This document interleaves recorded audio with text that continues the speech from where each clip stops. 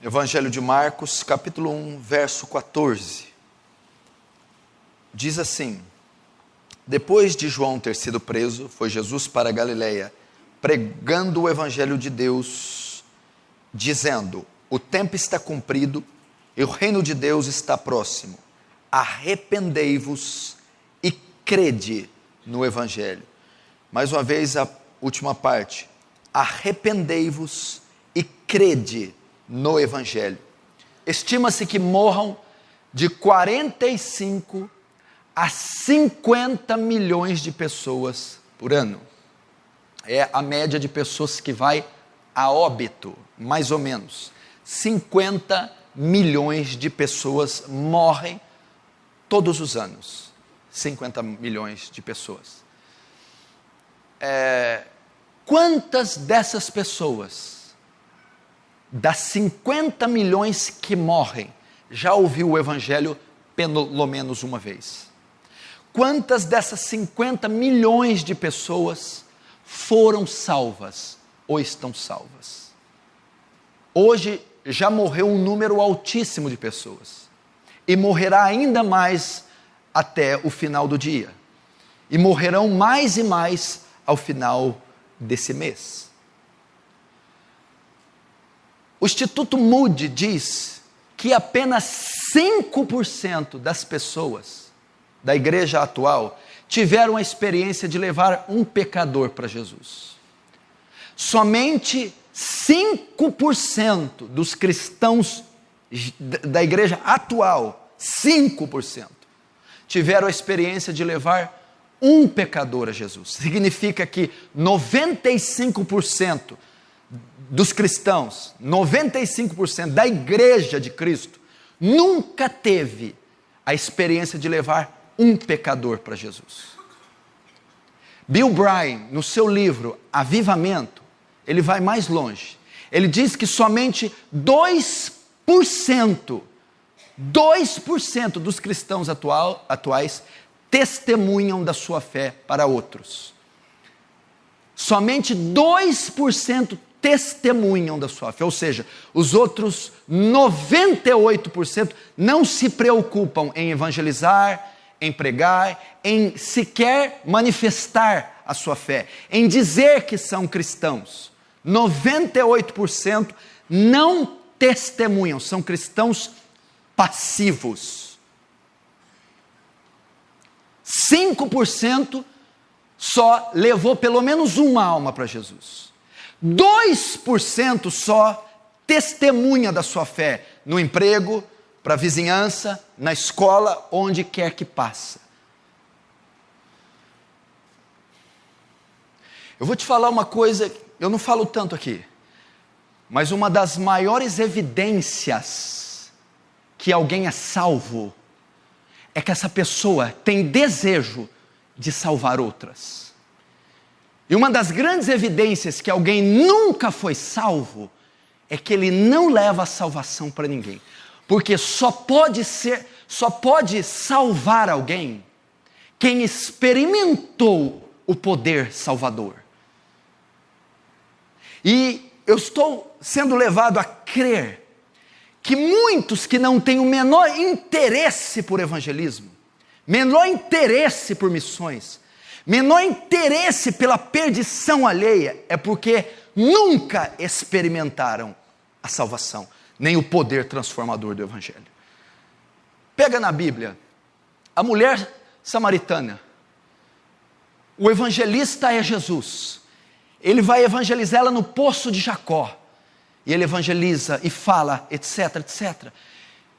Quem é para que eu adore? Quem é o Messias? É o que fala contigo. Ele ganha aquela mulher. Imediatamente ela volta aos samaritanos e ela prega para todos os samaritanos. Ela testemunha de Jesus. O endemoniado gadareno. Jesus expulsa a legião de demônios. E o endemoniado ao qual tinha legião estava sentado em perfeito juízo. O que ele foi? Foi até Decápolis. 10 policidades, 10 cidades, e anunciou tudo o que Jesus fez. Imediatamente após ser salvo, o endemoniado foi pregar, testemunhar em 10 cidades. E Saulo de Tarso, Atos capítulo 9, de súbito é tomado por um clarão: Saulo, Saulo, por que me persegues? Quem é tu, Senhor? Sou Jesus a quem tu persegues. A Bíblia diz que ficou cego por 3 dias, foi batizado por Ananias, caiu-lhes a escama. O que ele foi? Foi imediatamente testemunhar nas sinagogas de Damasco. Imediatamente, está testemunhando até hoje, quando você abre as cartas dele. Imediatamente. É impossível que alguém tenha experimentado o poder da salvação, negá-lo ao próximo.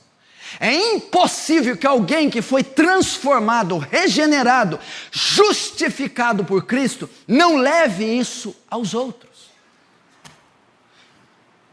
Estudos comprovam, presta atenção, que de 80% a 90% das pessoas que se convertem estão se desviando, não permanecem na igreja, não permanecem na fé. Suponhamos que 100 mil pessoas se convertam no mundo hoje, apenas 20 mil ficam na igreja, 80 mil se desviam, não permanecem, entendeu? Suponhamos que 1 milhão de pessoas se convertam no mundo hoje, apenas 200 mil estão permanecendo. Significa que 800 mil que atendem os apelos, que se batizam, que fazem a sua profissão de fé, estão no inferno nessa hora, se desviam, não permanecem, não firmam aliança, não continuam na igreja. Então nós temos uma média apenas de 20 a 10% de todo o evangelismo mundial que são sólidos, que permanecem. Você tem ideia do que é isso? É um número assustador. De 80% a 90% das multidões que se convertem, 80% a 90% não permanecem. Por quê? Por causa do modelo do evangelismo que é feito. Por causa do evangelismo humanista que é feito hoje. A maneira com que essas pessoas estão sendo trazidas não é a maneira bíblica. Logo, aquilo não pode sustentá-las. E elas não permanecem. É um evangelismo centrado no homem. Qual é o modelo de evangelismo mundial? Que a maioria aqui conhece e até foi evangelizada assim. Deus tem um plano maravilhoso na sua vida. Essa é a maneira de se evangelizar. Essa é a maneira de abordar os pecadores. É assim que os grupos de evangelismo vão às ruas, praças e às missões. É assim que eles chegam. Olha, Deus tem um plano maravilhoso na sua vida. Deus tem um projeto na sua vida. Deus tem um plano para você. Graças a Deus que eu nunca falei essa porcaria, essa nojeira. Isso não é bíblico. E está cheio de gente aqui que faz isso ainda. Deus tem um plano maravilhoso na sua vida. Outros evangelizam assim. Posso falar com você? Pode. Jesus te ama. Alguém viu Jesus evangelizar assim? Ó, eu amo você. Jesus te ama. Deus tem um plano maravilhoso na sua vida. Pare de sofrer. A maneira de trazer o pecador é: você está sofrendo? Vem para Jesus.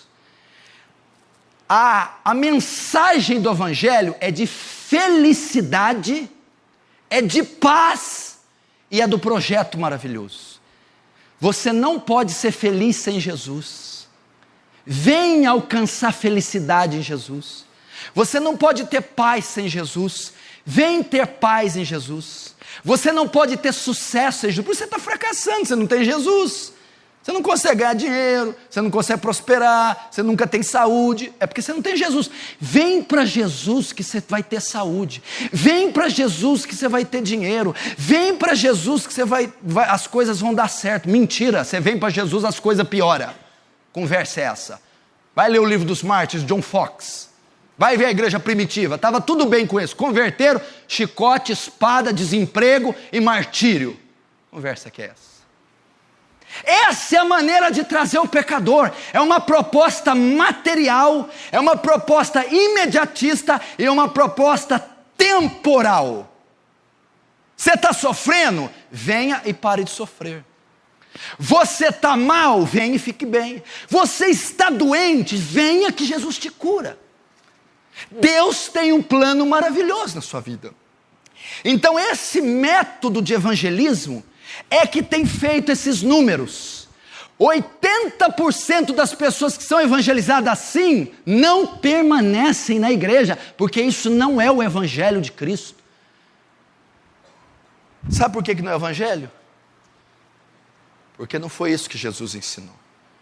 Você está entendendo? Agora você sabe ver por que nós temos congregações cheias de bodes. Você tem igrejas cheias de virgens nécias, igrejas cheias de joio, igrejas cheias de bode, porque eles vieram com essa proposta. Eu vou te dar um exemplo. Tem um satanista aqui 3 ruas para cima. Ele é casado com uma feiticeira, macumbeira. Ela mata boi, galinha, mata até criança para fazer ritual para Satanás, para Lúcifer. A filha dela está doente. E ela não consegue a cura, a filha da bruxa. Não consegue, vai no médico, faz nada. Aí aqui tem uma placa. Milagres acontecem aqui quarta-feira, cura de qualquer enfermidade. No desespero, essa macumbeira vai vir com a filha no colo e vai entrar nessa igreja. Vai cantar louvores, vai orar, vai ler a Bíblia. Mas ela não veio porque ela está interessada na fé. Ela não veio porque ela quer um pacto com Cristo. Ela não veio porque ela se arrependeu dos pecados. Ela veio por causa da necessidade da cura da filha. E a igreja está oferecendo isso. Logo ela veio apenas atraída pelo alívio. Essas pessoas que estão na igreja não são convertidas porque elas vieram atraídas pelo sucesso financeiro. Elas vieram por causa da dor. Elas querem viver livre da dor. Elas vieram porque estão em pobreza, querem enriquecer. Elas vieram porque estão se sentindo sozinhas. A maneira que as atraiu, o método que as atraiu não foi o evangelho. Foi uma proposta carnal. Foi uma proposta materialista. Então, na verdade, está atraindo um monte de bode, um monte de joio, que nunca nasceu de novo. É isso que tem a igreja. Aí o que vai acontecer? 80% desse povo que veio atrás do carro, da casa, da cura. Uma vez que Jesus não vai fazer isso, porque Ele não prometeu fazer isso com todo mundo, essas pessoas vão começar a sair, porque aquilo não vai acontecer. Porque a única coisa que está prendendo ela na igreja é o desejo pela cura, o desejo pela prosperidade, o desejo pela vitória, pela felicidade. E nós sabemos que isso não vai acontecer. Então ela sai. A única maneira de um pecador ser salvo, a sua mãe ser salva, seu pai ser salvo, vizinhos, os hindus, ateus, católicos, espíritas, os desviados, os bodes e os joios, é eles se arrependendo e crendo. É a única maneira de se arrependerem e crerem. Eles serão salvos. Entendeu? Se um pecador, a bruxa mais corrupta e a velhinha mais simpática, se arrependerem dos seus pecados e crerem em Jesus, eles são salvos. Logo, a função da igreja, a tarefa da grande comissão consiste em levar pecadores ao arrependimento e à fé. Se você está evangelizando alguém, quem quer que seja, a sua grande função é levar esse homem, essa jovem, esse pai e mãe, esse amigo, ao arrependimento e à fé. Agora me diz uma coisa, você falar pro maior traficante do Brasil, você sabia que você tem tudo isso aí e ainda Jesus tem um plano maravilhoso para você? Mas peraí, ele vai falar assim, mas ele tem um plano maravilhoso mais do que eu já tenho? Mais do que esse que eu tenho? O que ele vai fazer? Ele vai aumentar a droga para mim? Pega uma prostituta, Jesus tem um plano maravilhoso para você, minha filha. Vai assinar minha carteira? Não, não é isso não, minha filha. Chega para um bêbado, Jesus tem um plano maravilhoso para você. Ele vai fazer o gerente da escola. Jesus te ama. Não é assim que se evangeliza. Você tem que levar o pecador ao arrependimento e à fé. Como você leva um pecador ao arrependimento? Primeiro, ele precisa saber o que é pecado. Ele não vai se arrepender daquilo que ele não conhece. Primeiro, ele tem que saber o que é pecado. Depois, ele precisa saber que ele pratica esses pecados. Primeiro, ele precisa conhecer o que é pecado. Depois, ele precisa saber que ele pratica esses pecados.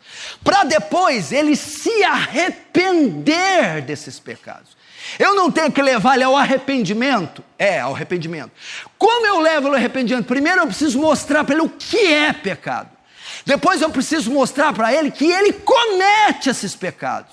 Para que depois que ele conheça o pecado, saiba que ele pratica esses pecados. Então, ele se arrependa dos pecados. Então, como o evangelismo deve iniciar? Ele deve iniciar mostrando para o pecador que ele é pecador. E essa mensagem, Jesus te ama, Deus tem um plano maravilhoso, seja feliz, sei lá o que for, ela não mostra transgressão ao transgressor, ela não revela que o pecador é pecador. Então, se o pecador não tem noção, consciência do próprio pecado, ele não vai se arrepender, e se ele não se arrepender, ele não pode ser salvo. Entendeu? Agora, o que leva o pecador a se arrepender? Qual a mensagem? Vamos abrir em Romanos 7. Versículo de número 7. Romanos 7, 7. Que diremos, pois? É a lei pecado? De modo nenhum. Mas eu não teria conhecido o pecado, senão por intermédio da lei. Pois não teria eu conhecido a cobiça, se a lei não dissera, não cobiçarás. Mas o pecado, tomando ocasião pelo mandamento, despertou em mim toda sorte de concupiscência, porque sem lei está morto o pecado. Até aí. O que Paulo diz aqui? Presta atenção. Paulo diz aqui que sem lei eu não conheceria o pecado, mas por intermédio da lei nasceu o pecado. Entendeu? Como um pecador é salvo? Arrependimento e fé. Como eu levo um pecador a se arrepender? Ele tem que conhecer o pecado e saber que peca. Qual é a maneira de revelar o pecado? A lei de Deus. Martyn Lloyd-Jones diz que você deve iniciar o evangelismo expondo a lei ao pecador. Não é dizendo que tem um plano maravilhoso, não é dizendo que Jesus te ama, é mostrando a lei de Deus a ele. O que Deus exige, o caráter de Deus contido na lei. Quando o pecador olhar a lei, ele vai ver que é um pecador, ele vai ver que transgride a lei todo o tempo, então ele buscará o arrependimento. Você começa o evangelismo mostrando a lei, os 10 mandamentos, a lei do Antigo Testamento ao pecador. A lei, presta atenção, ela não funciona como meio de se salvar. Esse era o erro dos fariseus. Vamos observar a lei e vamos nos salvar. A lei funciona como espelho. Quando você se levanta de manhã, antes de sair para o trabalho, você olha no espelho, vê que o cabelo está desajustado, a roupa, você se arruma, ela expõe todos os seus defeitos, o espelho. A lei de Deus faz isso com aquele que se julga moralmente correto, certinho e bom. A lei mostra as falhas, mostra os pecados, mostra as iniquidades daquele homem, e ele começa a ver no espelho da lei que ele não é bom, no espelho da lei que ele é mau, no espelho da lei que ele é transgressor. Romanos 3,19. Ora, sabemos que tudo que a lei diz aos que vivem na lei, o diz para que se cale toda a boca e todo mundo seja culpável perante Deus, visto que ninguém será justificado diante dele por obras da lei, em razão de que pela lei vem o pleno conhecimento do pecado. Você está entendendo? Ninguém vai se arrepender daquilo que não sabe. Ninguém vai se arrepender daquilo que não possui. Se você chegar a um pecador, você pergunta para ele assim: ei, você é mau? Eu sou mau? Sou gente boa. Você viu um pecador? Você acha que você vai para o inferno? Eu? Tem gente pior que eu. Ele não se considera mau. Se considera gente boa, pai de família, paga as contas. Isso é normal. Ele não se considera mau. Então, se você chegar para ele, eu tenho uma notícia para você. Que notícia? É uma boa notícia. Jesus morreu para salvar você. Vai se sentir ofendido. Salvar eu do quê? Mas ele veio salvar você. Jesus morreu na cruz para te salvar. Não, mas tem outras pessoas para ele salvar, ele não precisa salvar. É mais ou menos assim, ó. Chega alguém, bate na sua porta, meio-dia, você está almoçando. Bate lá e você: olha, eu tenho uma boa notícia para você. O que foi? Eu acabei de pagar uma multa de 25 mil reais para você. Mas isso aí não é boa notícia para mim, não. Ué, eu não tenho multa nenhuma, eu não recebi multa nenhuma. Pagou o quê? Então a boa notícia não tem sentido. Porque o cara não sabe que cometeu uma infração. Então você vai lá falar que pagou a multa. Essa boa notícia não tem sentido. A mesma coisa se você chegar no pecador: Jesus morreu por você. Ele: mas que é isso? Agora se você chegar lá e bater, meio-dia: meu senhor, eu vim aqui porque está aqui o registro de 4 multas quando o senhor foi para São Paulo, terça-feira passada. O senhor passou o limite de velocidade em 4 radares. E o senhor foi multado em 25 mil reais. Aqui estão as provas. Ó. Aqui, ó. Você estava na Bandeirantes, depois você estava na Anhanguera, você estava aqui a foto do seu carro. Nossa, é verdade. Aqui está a prova. Eu corri mesmo, eu estava com pressa aquele dia. Está aqui o termômetro. Eu transgredi. Mas tem uma boa notícia. Uma pessoa, quando pegou sua multa, ficou compadecido e pagou ela. Graças a Deus. A mesma coisa. Não tem valor a cruz de Cristo. Não tem valor o sacrifício de Cristo se você não mostrar ao penitente que ele é transgressor, pecador, que ele infringiu todas as leis de Deus e ele merece o castigo. A boa notícia começa falando da má notícia. Mostra o espelho da lei para o pecador. Mostra que ele é transgressor. É assim que inicia o evangelismo. Quer ver? Eu vou dar um exemplo. Eu vou te evangelizar, você que se acha bonzinho. Você é bom? Então vamos lá. Vamos lá. Você é bom? Sou. Eu vou te dar aqui uns 4 mandamentos da lei. Vou te mostrar a lei. Não matarás. Não furtarás. Não dirás falso testemunho. Não cobiçará a mulher do teu próximo. E não tomarás o nome de Deus em vão. 5 dos 10 mandamentos. Ok? Para você que é bonzinho. Já mentiu uma vez? Já. Já catou uma coisa que não é sua? Pegou uma coisa, uma bala quando é criança, uns reais. Pegou uma coisa, pelo menos. Já tomou o nome de Deus em vão uma vez, pelo menos? Já olhou para uma mulher com intenção impura alguma vez? Já mentiu?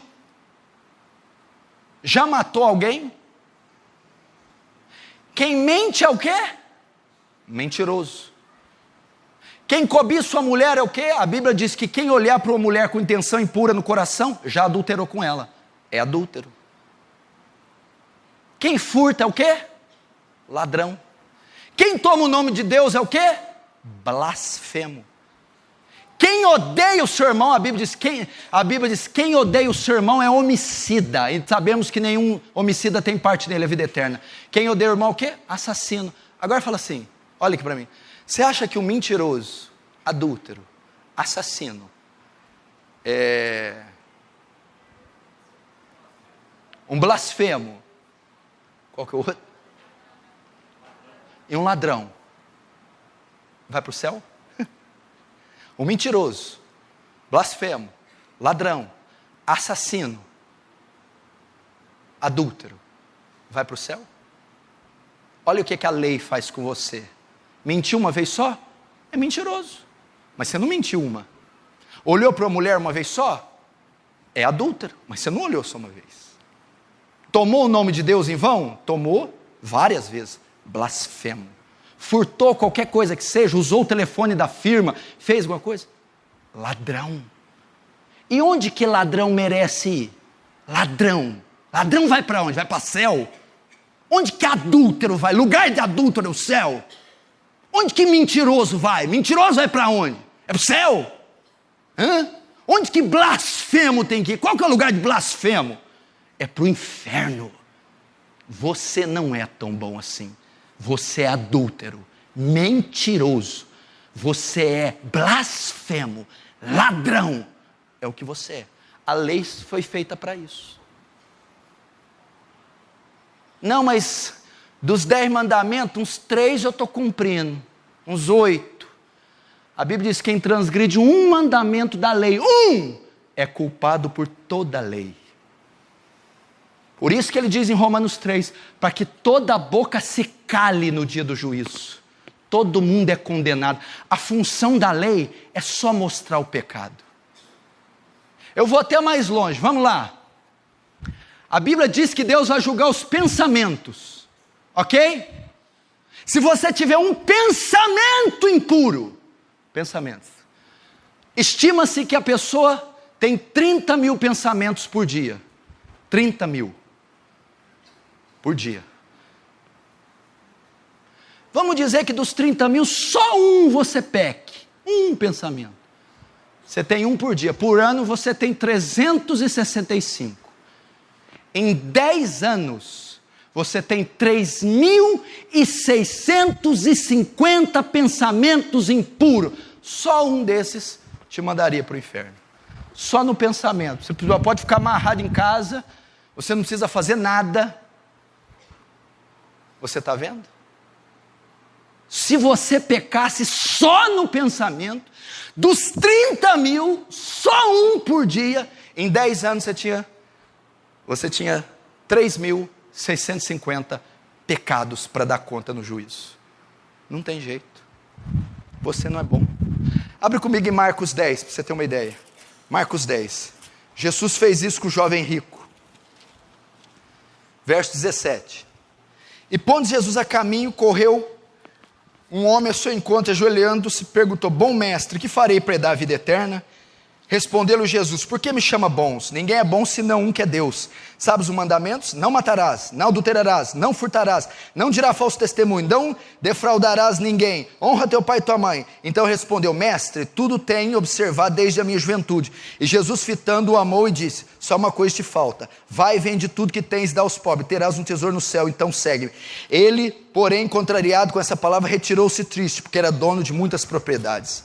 Aqui o método de evangelismo de Jesus. Jesus está evangelizando um jovem rico. Jesus estava passando, chegou um homem, um jovem rico, muito rico. Mestre, mestre, o que faço para herdar a vida eterna? Não foi nem Jesus que foi nele. Você já imaginou se chega alguém assim em nós? Irmão, eu quero ir para o céu, eu quero herdar a vida eterna, eu quero converter, o que eu faço? Faz a oração do pecador. Pede para Jesus entrar no seu coração. Vem cá, vamos fazer uma reunião, vamos tomar um chá, vamos vir com a gente, vou te dar um monte de filme, de coisa. Jesus não fez isso. Jesus resistiu ele ainda. Bom? Por que me chama bom? Jesus sabia onde o jovem rico queria chegar. Quando ele chamou Jesus de bom homem, ele tinha uma noção errada da natureza do homem, o jovem rico. Mestre, o senhor é bom. homens são bons, e eu observo a lei, eu também sou bom. Jesus vai desfazer a visão da natureza do homem que o jovem rico tinha. Por que me chama bom? Só um é bom, que é Deus. Jesus está dizendo assim, você tem uma visão errada de si próprio, você se julga bom, você acha que você é certinho, só um é bom. Sabe qual que é a tradução da palavra bom? Moralmente perfeito. Só Deus é moralmente perfeito. Jovem rico, você não é bom, e eu vou te provar. Bom mestre, o que eu faço para entrar na vida eterna? Conhece os mandamentos? Não adulterarás, não furtarás, não dirá falso testemunho, honra teu pai. Tudo isso tenho guardado desde a mocidade. Jesus vai mostrar para ele que ele é corrupto. Ele vai apresentar a lei para ele. Primeiro ele vai dizer, não existe homem bom. Todos pecaram e destituídos da glória de Deus estão. Todos sãovis e desprezíveis. Só Deus é bom. Sabe como eu te provo? Eu vou mostrar a lei para você. Não matarás, não adulterarás, não dirá falso testemunho, não cobiçarás, honra teu pai e tua mãe. O jovem rico, isso aí eu tenho feito desde a minha mocidade. Ah é?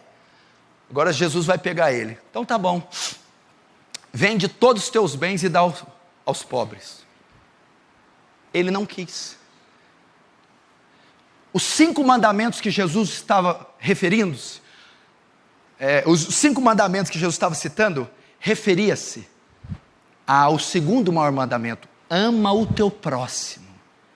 Quando Jesus pôs em prova se ele amava mesmo, não furtarás, não adulterarás, não, Jesus disse, pega o teu dinheiro e dá a todas essas classes de pessoas. Ele não quis dar. Jesus mostrou para ele, está vendo? Você não consegue cumprir a lei. É impossível cumprir a lei. Você não tem condição de cumprir a lei. Você não ama de fato essas pessoas. Então ele se entristeceu. Por que ele se entristeceu? Porque quando Jesus disse, pega todo o teu dinheiro e vende aos pobres, expôs a avareza do jovem rico, expôs que ele quebrou todos aqueles 5 mandamentos da lei que eram relativos ao próximo. Não pode cumprir. É a lei, meu irmão. É com a lei que você evangeliza. Ele se acha bom, se acha justo, acha que vai para o céu. Contudo, eu tenho que levá-lo ao arrependimento. Mas como eu vou levar alguém que se acha justo, bom, reto, honesto, ao arrependimento? Como eu vou dizer que Jesus morreu para ele? Isso é uma grande notícia, se ele não se acha digno de alguém ter morrido por ele. Eu não preciso que alguém morra por mim, mas que bobagem é essa?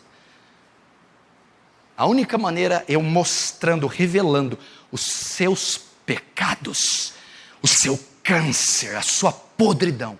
E qual a ferramenta que eu utilizo para mostrar? A lei de Deus. Deus abomina quem mente. Rapaz, eu minto. Deus abomina quem cobiça. Rapaz, eu cobiço. Deus condenará quem blasfema. Eu blasfemo.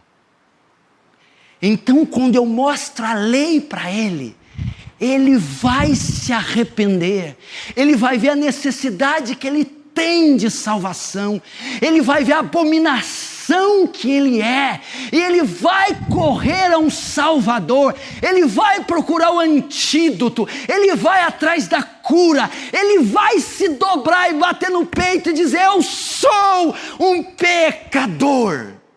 Ele vai se arrepender. Mas eu tenho que levar ele à fé também. Só o arrependimento não é suficiente. Eu tenho que levá-lo à fé. O que é a fé? É a confiança, é a segurança no mérito de outro. Meu irmão, sem a lei, o pecador confia em si próprio. Ele tem fé nas suas obras, nas suas continhas pagas, na sua moral.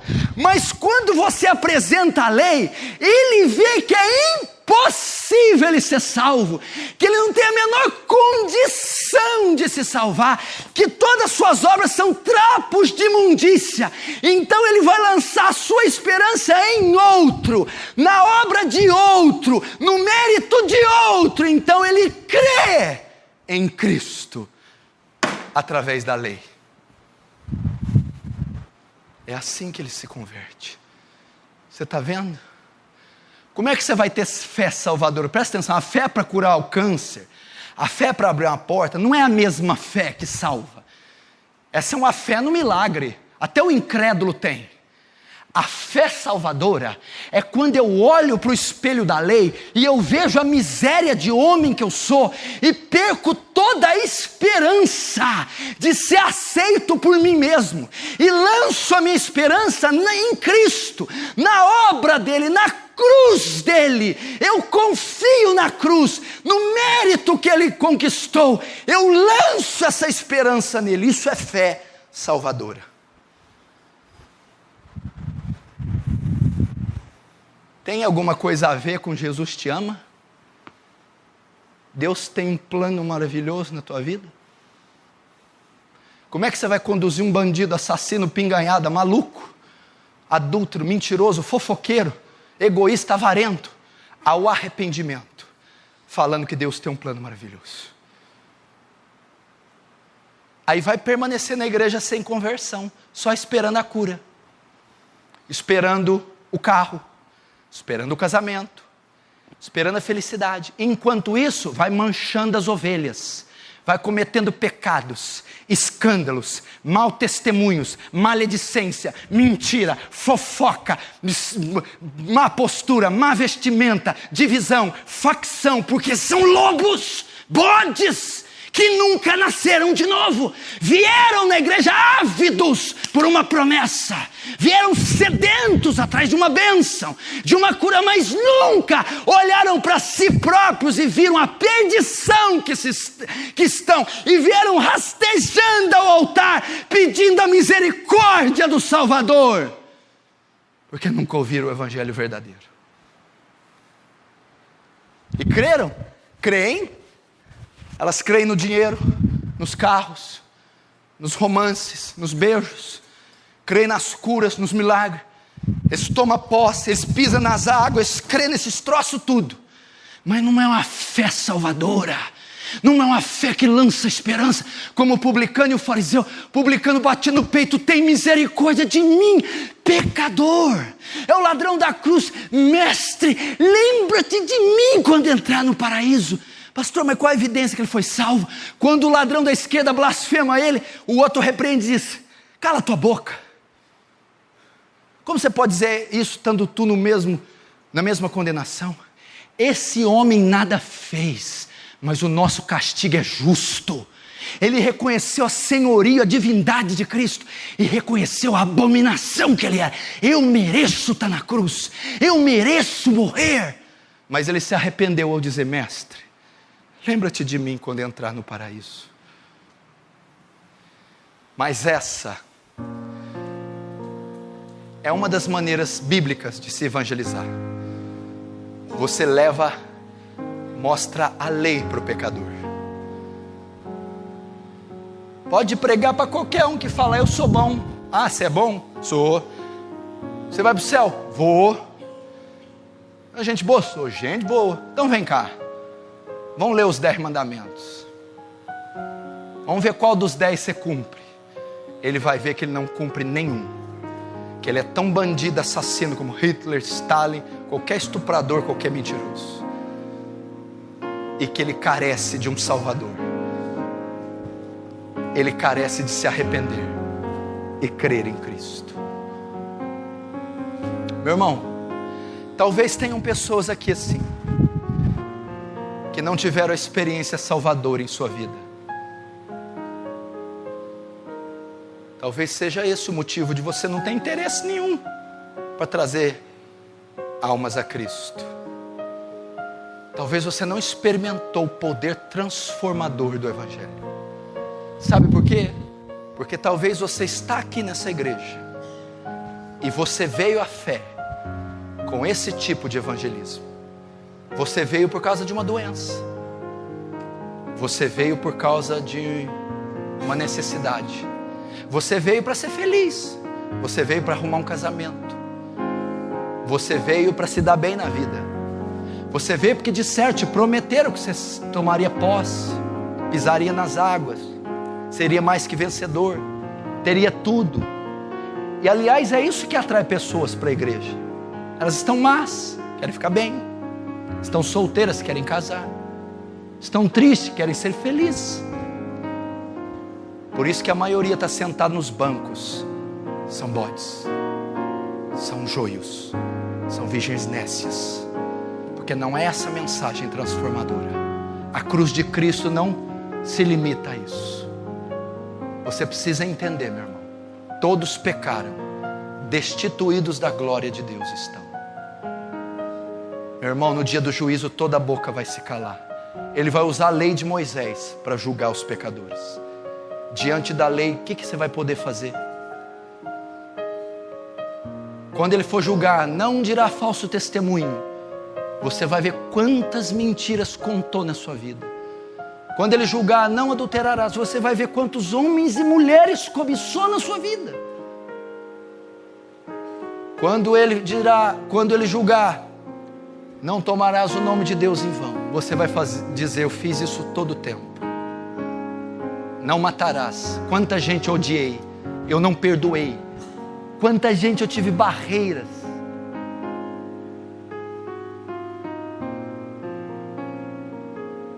E toda a boca vai se calar e você vai ser condenado.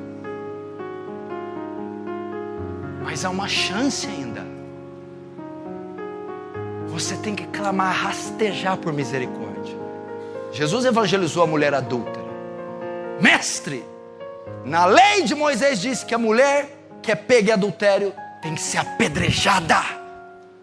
Tu o que dizes? Realmente, a lei mostra que ela é adúltera. A lei mostra que ela merece pedras. A lei mostra que essa mulher tem que ser condenada. Mas quando Jesus fala, vai, não peques mais. Essa mulher está rastejando aos pés de Jesus. Ela está lá em prantos, suplicando a misericórdia. Então ela é perdoada. Aqui está cheio de prostitutas aqui.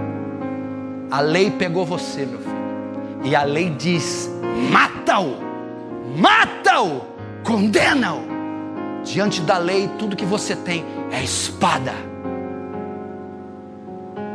Mas tem um Salvador aqui, com o braço estendido para você, dizendo, vem pecador. Vem pecador. Vem antes que seja tarde. Sabe qual é o pecado que mais vai levar a gente para o inferno? E eu temo que seja o seu esse. Sabe qual que é? O orgulho. Por causa de orgulho, pessoas não se rebaixam. Por causa de orgulho, pessoas não admitem. Por causa de orgulho, pessoas não se submetem. O orgulho foi o pecado original. O pecado de Lúcifer. Faz como aquela mulher. Você já parou para pensar se hoje for o seu último dia? E se for hoje? E se o comércio da Franca tiver com sua foto e uma cruzinha do lado? Se for o último dia da sua vida, adeus carros, casas, adeus prazer, acabou. Game over para você. Onde será o seu destino? Onde será o seu fim? Que fim você terá? Será que você já se deu conta que você está em câncer fase terminal? Que o câncer está comendo você? Que você tem dias de vida? Que você está respirando por aparelhos? Você necessita ser curado? E você está insistindo em conviver com câncer? Você está insistindo nesse pecado, mas hoje aqui gratuitamente a cura está sendo oferecida. Antes que seja tarde, antes que você dê o último suspiro, antes que você morra e nunca mais vez vem a vida, se arrependa. Se arrependa. Se arrependa. Se arrependa.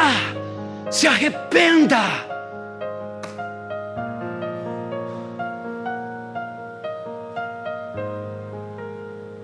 Se arrependa. Olhe para a lei. Para a lei. Você não é bom. Olhe para a lei. Você mentiu. Olhe para a lei. Ela te condenou. Se arrependa. Feche os seus olhos.